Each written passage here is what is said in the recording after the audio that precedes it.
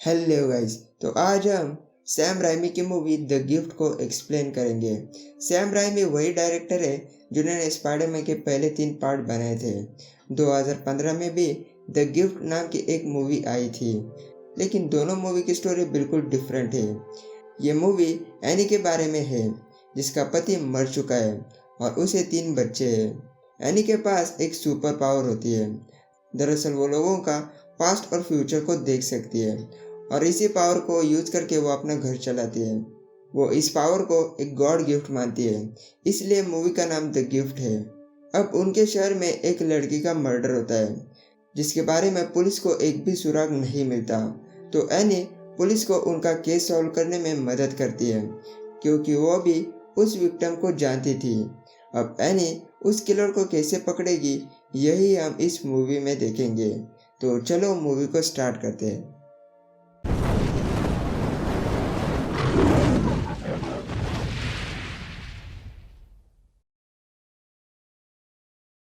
Movie start होती है any से। वो अपना एक कस्टमर का फ्यूचर देख रही थी। एनी बहुत अच्छी औरत होती है। वो हो सके उतनी लोगों को मदद करती है। फिर एनी के पास वैलेरी नाम की एक औरत आती है। वैलेरी का पति डॉनी बहुत बुरा होता है। वो हमेशा अपनी वाइफ को छोटे छोटे कारणों से मारपीट करता है।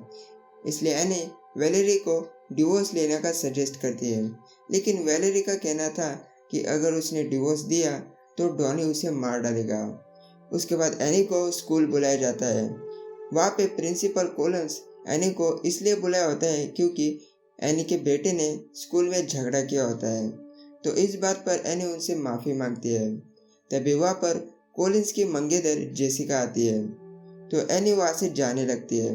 जाते वक्त जेसिका एनी को उन दोनों के फ्यूचर को बताने के लिए बोलती है। एनी को जेसिका को देखकर एक विजन आता है, जिसमें वो जेसिका के पैरों को बहुत बुरी हालत में देख पाती है, लेकिन ये बात वो उन दोनों को नहीं बताती और उनका फ्यूचर अच्छा होगा ये बोलकर वहाँ से चली जाती है। फिर वो अपनी गाड़ी को ठीक करवाने आती है। वहाँ पे उसका दोस्त बड़ी काम करता है। बड़ी एनी को बहुत अच्छी फ्रेंड मानता है, इसलिए वो एनी की गाड़ी को ठीक करवाने के लिए पैसे भी नहीं लेता। फिर बड़ी अपने ट्रक से उसे घर छोड़ने जाता है। गाड़ी में बड़ी का कहना था कि उसे कुछ दिनों से बहुत नेगेटिव थॉट्स आते हैं। ये थॉट्स इतने बुरे थे कि वो सुसाइड करने भी वाला था और उसके सामने रोने लगता है। ये सुनकर एनी उसे एक अच्छे दोस्त की तरह समझाकर शांत करती है। रात को एनी के घर कोई आता है। वो वैलेरी का पति डॉनी होता है। डॉनी को लगता है कि एनी उसकी पत्नी वैलेरी को उसके खिलाफ भड़का रही है और वो एनी को काला जादू करने वाली विच भी समझता है, इसलिए वो उसे धमकाता है। लेकिन एनी पुलिस की धमकी देकर उसे जाने के लिए बोलती है। अगले दिन एनी अपने कस्टमर के फ्यूचर को बता रही होती है। तभी वहाँ पे वैलेरी आती है और वो डॉनी के लिए उसे माफ़ी मांगती है। एनी उसे फिर से यही कहती है कि तुम्हें मेरी नहीं बल्कि लीगल हेल्प की ज़रूरत है। इतने में वहाँ पर डॉनी आता है और वो सभी के सामने वैलेरी को घसीटते हुए वहाँ से लेके जाता है। रात को एनी अपने दोस्त के साथ एक पार्टी में आती है। वहाँ पे कोलिंस और जेसिका उसे फिर से मिलते हैं। वहाँ पे कोलिंस एनी को डांस के लिए इनवाइट करता है, लेकिन एनी उसे मना करती है। तो कोलिंस उसके दोस्त के साथ डांस करता है। उस पार्टी में एनी एक रूम में जेसिका को किसी दूसरे आदमी के साथ देख लेती है और वो समझ जाती है कि जेसिका कोलिंस को चीट कर रही है। वो बाहर आती है तो बाहर फिर से कॉलिंस मिलता है। वहाँ पे उनके बीच में बातें होती है, जिससे हमें पता चलता है कि वो दोनों भी एक दूसरे में इंटरेस्टेड है और एनी को कॉलिंस को देखकर उसकी पति की याद आती है। फिर वहाँ पे जेसिका आती है और कॉलिंस वहाँ से चला जाता है। फिर एनी अपने बच्चों को पड़ोसियों से लेके आती है। तभी उसे लगता है कि कोई उसके घर में है। वो देखने जाती है तो उसका डोर भी ओपन होता है। एनी के कमरे में उसके कार्ड से शैतान लिखा होता है और उसे घर के बाहर डॉनी के ट्रक की आवाज़ भी आती है। मतलब ये सब कुछ डॉनी ने किया होता है। इस बात के लिए एनी अगले दिन पुलिस भी बुलाती है, लेकिन उसके पास डॉनी के खिलाफ कोई सबूत नहीं होता, इसलिए पुलिस कुछ नहीं करती। फिर एनी के घर बड़ी आता है। बड़ी ये जानना चाहता है कि उसे नेगेटिव थॉट्स क्यों आते हैं। एनी को कार्ड्स का देखकर कुछ विजन आता है कि बड़ी के डैड उसके साथ बचपन में कुछ बुरा करते थे, लेकिन वो क्लियरली नहीं जान पाती कि क्या करते थे, तो बड़ी उसे नहीं बताता और उसी पे वायलेंट होता है। फिर वो उसे सॉरी बोलकर चला जाता है। उसके बाद एनी को डॉनी का कॉल आता है, जिसमें वो पुलिस को बुलाने की वजह से एनी को धमकाता है। एनी को रात में डॉनी की वजह से बुरा सपना भी आता है, जैसे कि उसका कोई गला दबा रहा है। अगले दिन उसके दोस्त से उसे पता चलता है कि जेसिका पार्टी के वक्त से गायब है। ये बात पेपर में भी आती है। एनी अपने बेटे को घर का सामान लाने के लिए बाहर भेजती है। उसका बेटा बाहर जाता है। वहीं पे रुका हुआ डॉनी उसके पास आके उसकी माँ के खिलाफ उसे भड़काने लगता है। तभी पीछे से बड़ी वहाँ पे आता है और वो ये सब कुछ देखकर डॉनी की ट्रक को तोड़फोड़ करने लगता है। डॉनी उसे डराने के लिए गन भी दिखाता है, लेकिन बड़ी नहीं डरता, तो डॉनी वहाँ से चला जाता है। मूवी में बहुत बार एनी के बच्चे उनके फादर के बारे में एनी को पूछते रहते हैं, जैसे कि वो लोग उनके डैडी को बहुत मिस कर रहे हैं। अब एनी के घर पुलिस, जेसिका के फादर और प्रिंसिपल कॉलिंस आते हैं। पुलिस ने जेसिका को पूरे शहर में ढूंढा होता है, लेकिन उन्हें कुछ भी नहीं मिलता। इसलिए जेसिका के फादर एनी की हेल्प चाहते हैं, तो एनी उनका फ्यूचर देखने लगती है। उसके तीनों कार्ड्स वाटर के आते हैं और वो अपनी विजन्स में एक जगह के बारे में उन्हें बताने की कोशिश करती है। उसे क्लियरली विजन नहीं दिखता, क्योंकि वो पुलिस वाला बीच बीच में टोक रहा था। वो इसलिए कर रहा था क्योंकि उसे एनी के पावर्स पर भरोसा नहीं था। इसलिए एनी जितना देख पाती है उतना वो उन लोगों को बता देती है। रात को एनी अपने आप को उसी जगह पे देखती है और उसे लगता है कि वहाँ पे लेक में उन्हें जेसिका की बॉडी मिलेगी। अगले दिन वो इस बात को पुलिस वाले को भी बताती है, लेकिन पहले तो वो पुलिस वाला उस पर यकीन नहीं करता, लेकिन एनी के बहुत कहने पर वो लोग वहाँ पे आ जाते हैं। दरअसल वो लोग इस जगह पे डायरेक्ट इसलिए आते हैं क्योंकि ये जगह एनी के विजन से बिल्कुल मैच करती है और ये जगह जेसिका के घर के बहुत पास भी होती है। इस जगह का ओनर डॉनी होता है और डॉनी की वाइफ ने ही उन्हें लेक को चेक करने की परमिशन दी होती है। वहाँ पे उनके साथ कॉलिंस भी होता है। तभी वहाँ पर डॉनी आता है और वो पुलिस वालों को वहाँ से भगाने की कोशिश करने लगता है, लेकिन पुलिस वाले थोड़ी ना उसकी बात को मानने वाले थे। तभी वो वहाँ पर एनी को देखता है और वो समझ जाता है कि उसी ने पुलिस को यहाँ पे लाया है, इसलिए वो सभी के सामने उस पर हाथ भी उठाता है, लेकिन पुलिस उसे गन दिखाकर शांत रहने के लिए बोलते हैं। तभी उन लोगों को वहाँ पे जेसिका की बॉडी मिलती है, इसलिए पुलिस डॉनी को पकड़ लेती है। अब इस केस के सिलसिले में सरकारी लॉयर डेविड एनी को पूछताछ करने के लिए ऑफिस बुलाता है। एनी देखकर ही समझ जाती है कि पार्टी के रात जेसिका डेविड के साथ ही थी, लेकिन ये बात वो डेविड को समझने नहीं देती। अब अगले दिन कोर्ट में केस चलता है। वहाँ पे हमें पता चलता है कि पार्टी के रात डॉनी का जेसिका के साथ झगड़ा हुआ था और उसने जेसिका पर हाथ भी उठाया था। कोर्ट के बाहर एनी से मिलने के लिए बड़ी आता है। वहाँ पे वो एनी को यही बताने की कोशिश कर रहा था कि वो अपने फादर से इतना हेट क्यों करता है और उसके फादर उसके साथ क्या बुरा काम करते थे, लेकिन एनी कोर्ट की वजह से परेशान होती है, इसलिए वो उसकी बात नहीं सुनती और वहाँ से चली जाती है। फिर रात में एनी को बड़ी की माँ का कॉल आता है, तो वो उसके घर चली जाती है। वहाँ पे बड़ी ने उसके फादर को चेयर से बांध कर रखा होता है और यहीं पे एनी को पता लगता है कि बड़ी के बचपन में उसके डैड उसे सेक्सुअली अब्यूज कर देते हैं, इसलिए बड़ी मूवी में थोड़ा साइको जैसा लगता है। एनी उसे शांत करने की बहुत कोशिश करती है, लेकिन वो उसकी बात नहीं सुनता और उसके फादर को आग लगाता है। फिर वहाँ पे पुलिस आकर बड़ी को पकड़ लेते हैं और उसे मेंटल असाइलम में डाल देते हैं। अब अगले दिन फिर से केस चलता है। वहाँ पे हमें पता लगता है कि डॉनी का भी जेसिका के साथ अफेयर था।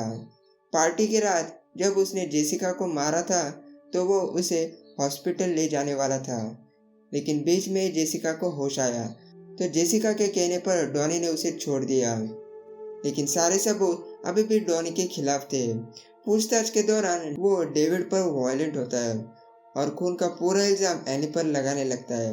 इसलिए कोर्ट उसे ही खूनी मानकर उसे जेल में डाल देती है। अब अगले दिन एनी के घर वैलेरी आती है उसका फ्यूचर देखने के लिए। एनी उसका फ्यूचर देखती है, लेकिन उसने क्या देखा यह उसे नहीं बताती। दरअसल इस बार उसने देखा होता है कि किलर डॉनी नहीं है, तो वो इस बात को बताने के लिए कॉलिंस के पास आती है। जेसिका के डेथ के बाद कॉलिंस बिल्कुल डिप्रेस हो गया था। वो उसे अपने विजन के बारे में भी बताती है और उसे जेसिका के कोई क्लोथिंग है या नहीं ये पूछती है। दरअसल एनी जेसिका के निशानियों से उसके फ्यूचर को देखना चाहती है, लेकिन कॉलिंस के पास कुछ नहीं होता। घर पे एनी जेसिका के पास को देखने की कोशिश करती है, तभी वो अपने फ्यूचर को देख पाती है। वो देखती है कि कोई उसे टॉर्च से मार रहा है, लेकिन वो किलर का फेस नहीं देख पाती। उसके बाद वो डेविड के घर आती है और उसे जेसिका के केस को रीओपन करने के लिए बोलती है। उसने क्या क्या विजन में देखा ये भी उसे बताती है, लेकिन डेविड उसे साफ साफ मना करता है। ये सुनकर एनी उसे धमकी देती है कि अगर तुमने केस को रीओपन नहीं किया तो वो पुलिस को बता देगी कि तुम्हारा भी जेसिका के साथ अफेयर था। ये सुनकर डेविड उसे पैसों का लालच भी देता है, लेकिन एनी को तो सिर्फ केस ही ओपन करना होता है। दरअसल एनी बहुत अच्छी औरत होती है और वो इस गिल्ट में नहीं जी सकती कि उसकी वजह से जेल में एक बेगुनाह को सजा मिलेगी। उसे कुछ फर्क नहीं पड़ता कि डॉनी कैसा आदमी था, इसलिए वो ये सब कुछ कर रही होती है। फिर वो अपने घर आती है। घर के पास वो बड़ी को भी देखती है, लेकिन गाड़ी से उतरने के बाद उसे बड़ी कहीं पे भी नहीं दिखता। उसे लगता है कि उसने सिर्फ बड़ी को इमेजिन किया होगा। फिर उसके घर कॉलिंस आता है। जब से एनी ने उसे बताया होता है कि किलर अभी भी बाहर होता है, तब से वो बहुत परेशान होता है। इसलिए वो अपने फ्यूचर के बारे में जानना चाहता है। एनी उसके फ्यूचर को देखने की कोशिश करती है, लेकिन उसे कुछ भी विजन्स नहीं आते हैं। फिर कॉलिंस उसे कहता है कि हमें मर्डर लोकेशन पे चलना चाहिए, इससे शायद तुम्हें विजन्स आ सकते हैं। इस बात पर पहले एनी तो तैयार नहीं होती, लेकिन वो भी किलर की वजह से परेशान थी, इसलिए वो जाने के लिए तैयार हो जाती है। वो लोग वहाँ पे पहुँच जाते हैं। एनी वहाँ पे घूमने लगती है, तभी उसे विजन आता है जिसमें वो अपने सिर से खून को आते हुए देखती है और वहाँ पे वो बड़ी को भी देखती है। थोड़ा आगे जाने के बाद उसे फिर से विजन आते हैं। इस बार उसका विजन तब से कंटिन्यू होता है जब डॉनी ने जेसिका को छोड़ा था। डॉनी के बाद जेसिका को कॉलिंस मिलता है और उसे जेसिका के बारे में सब कुछ पता चल चुका था कि उसके कितने लोगों के साथ अफेयर थे। जेसिका इसलिए कॉलिंस के साथ शादी कर रही थी क्योंकि जेसिका के फादर को कॉलिंस पसंद था। ये सब सुनकर कॉलिंस बहुत गुस्से में आता है और वो उसे गला दबा कर मार डालता है। अब एनी को रियल किलर कौन है ये पता लग चुका था, इसलिए उसके फेस के एक्सप्रेशन चेंज हो जाते हैं। ये देखकर कॉलिंस समझ जाता है कि एनी को सब कुछ पता है। एनी उसे डर कर पीछे जाने लगती है और वो मौका देखकर भागने की कोशिश भी करती है, लेकिन कॉलिंस उसे पकड़ लेता है और उसके सर पर टॉर्च मारता है। इसी वजह से उसके सर से खून निकलने लगता है। कॉलिन फिर से वार करने वाला था, तभी वहाँ पे बड़ी आके एनी को बचा लेता है। फिर वो दोनों मिलकर कॉलिंस को उसकी कार के डिक्की में डालते हैं। कार में एनी बड़ी को हेल्प के लिए थैंक यू बोलती है और वो पूछती है कि तुम तो हॉस्पिटल में थे, अब यहाँ पे कैसे आ गए। इस पे बड़ी कहता है कि वो हॉस्पिटल से भाग गया था। फिर वो उसे उसका रुमाल वापस कर देता है। ये तब का होता है जब ट्रक में बड़ी एनी के सामने रो रहा था, तब एनी ने उसे ये रुमाल दिया था। फिर वो दोनों पुलिस स्टेशन आते हैं। वहाँ पे एनी कहती है कि तुम्हें वापस हॉस्पिटल जाना होगा, तो बड़ी उसे हाँ कहता है। फिर एनी अंदर से पुलिस वालों को बुला के लाती है। वो देखती है तो वहाँ पे बड़ी नहीं होता। उसे लगता है कि वो वापस गया होगा। अंदर पुलिस कंफर्म करती है कि कॉलिंस ने अपने गुनाह को कबूल किया है। वो एनी से पूछता है कि तुमने अकेले ही कॉलिंस को कैसे पकड़ा। ये सुनकर वो कहती है कि उसके साथ बड़ी था और उसी ने कॉलिंस को बेहोश किया था। लेकिन इस बात को वो पुलिस वाला नहीं मानता। दरअसल बर्डी ने हॉस्पिटल में सुसाइड किया था और कॉलिंस को याद भी नहीं होता कि वो कैसे बेहोश हुआ था। यह सुनकर एनी अपने रुमाल को देखती है तो वो उसके पास होता है। एनी समझ जाती है कि बर्डी ने जाते वक्त भी उसके दोस्त की मदद की, मतलब उसकी स्पिरिट ने। ये देखकर उसे बहुत बुरा भी लगता है। फिर लास्ट में एनी अपने बच्चों को उनके फादर को दिखाने के लिए लाती है और यहीं पे यह मूवी खत्म हो जाती है। आई होप मेरा एक्सप्लेनेशन आपको समझ में आया होगा। वीडियो पसंद आए तो वीडियो को लाइक और चैनल को सब्सक्राइब जरूर करें। तो मैं मिलूंगा आपको अगले वीडियो में एक नए मूवी के साथ।